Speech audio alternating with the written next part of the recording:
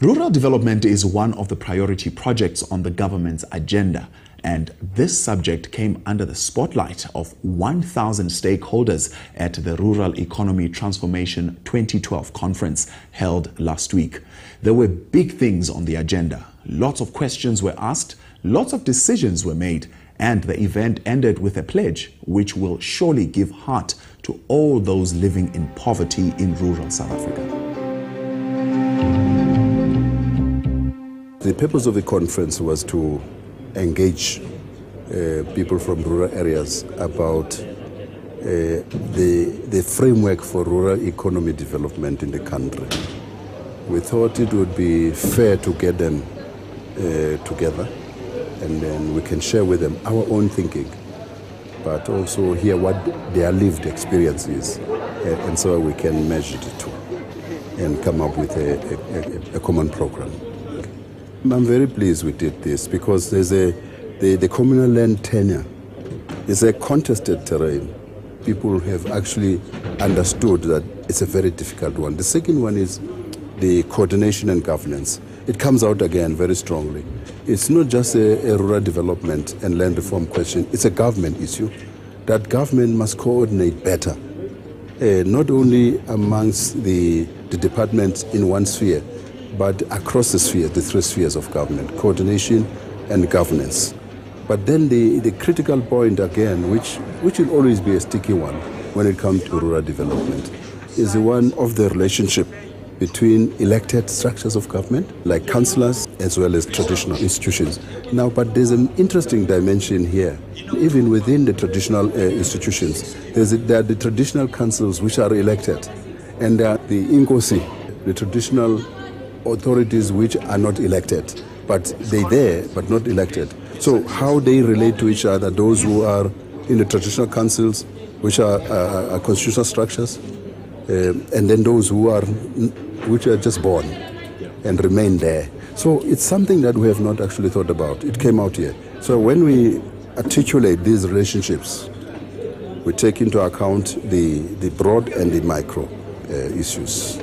Ka shoko ke tlo ekeletsa kapa ho fokotsa tsa tsamaiso ya rural development re tlo kenya di inputs ba re mohlala ka hara diatala hore re rata rural development e sebetse jwang ke sempeileng kwana sepheo ko tla ntlafatsa rural development ha holo dibakeng tsa mahae e sebetse hantle ho feta ka mokgwentse e sebetsa ka teng go conference ena ke ya green paper mo ile ho nana dihwai di tlo hlaisa dintlha tse ka hodimo tse batsi hore nana ba rata eng ha ba rate eng ba tlo tlatseletsa molaong eno ya rural development. I must say it's basically a great day.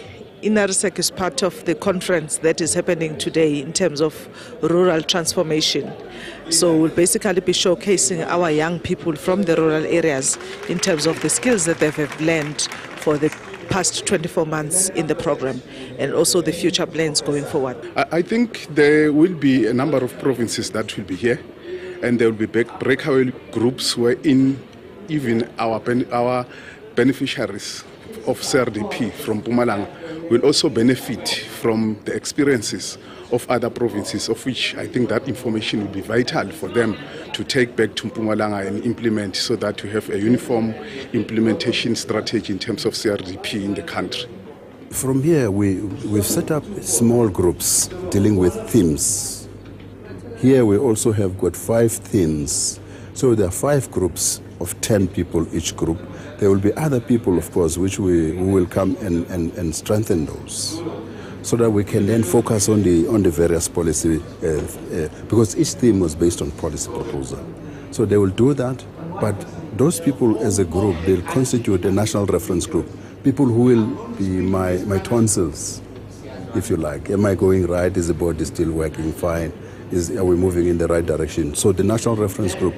Now where we're going now is, because it's rural development and land reform, and these are actually they are head and tail of the same coin. So there is a national reference group that's developed policies on land reform. They've advanced very, very much. And there's this one.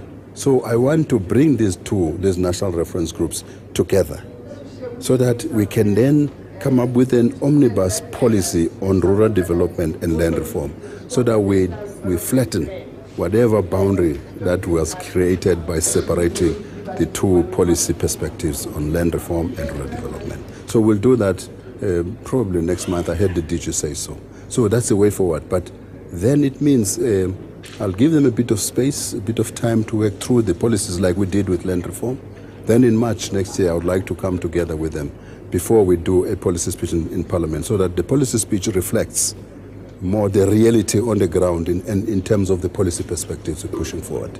At the end of the conference, the delegates unanimously adopted a commitment to rural development in the form of a pledge.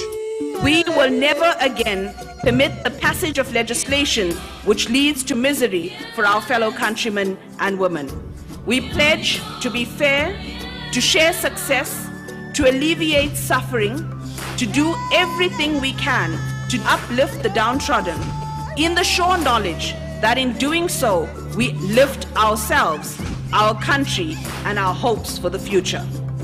We pledge to reverse the legacy of the 1913 Natives Land Act and call upon all our fellow South Africans, all our other national, provincial departments and municipalities and communities to join us in working towards this noble goal.